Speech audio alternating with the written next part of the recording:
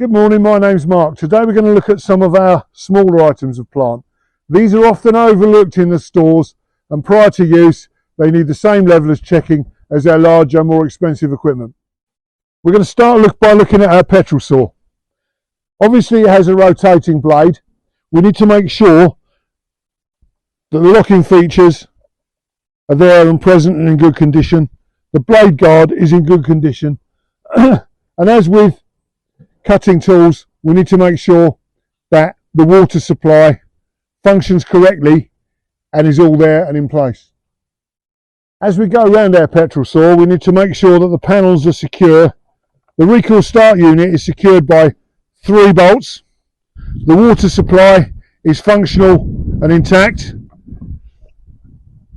and the rope on the recoil is secure and the handle is in good condition. As we go around, we need to make sure the panels are all secure, the handle is in good condition and the controls are functional.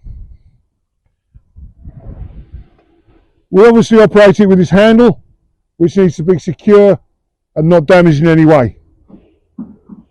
We can then run a functional test. If it's too loud, there may be damage to the exhaust pipe. Any problems that occur, please report them to your supervisor. Here we have one of our 3 kVA generators. It's mounted inside a frame for protection and ease of handling. It's mounted on rubber mounts, which on occasion become damaged. Please do not use the item if these are damaged. This is operated by a Honda engine. Honda engines can be damaged very easily if they're not kept upright. It's imperative we keep that engine in an upright position. This equipment runs on normal 4-stroke petrol, and as such it needs engine oil in its sump to function. Filler caps are located here, and on the other side the white one contains a dipstick.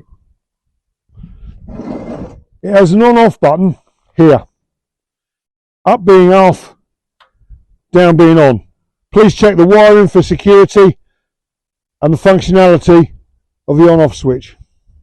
As we mentioned previously on our disc cutter petrol saw, we need to check the condition of the recoil rope and the handle to avoid injury.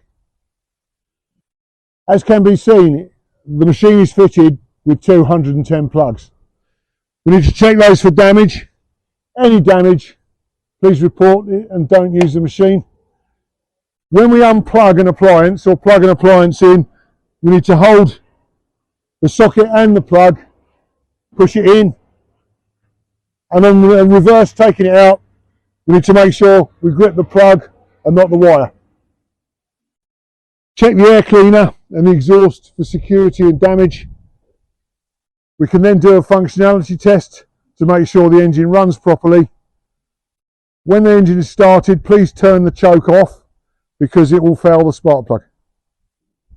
In conclusion, it is really important that we check these often forgotten pieces of equipment.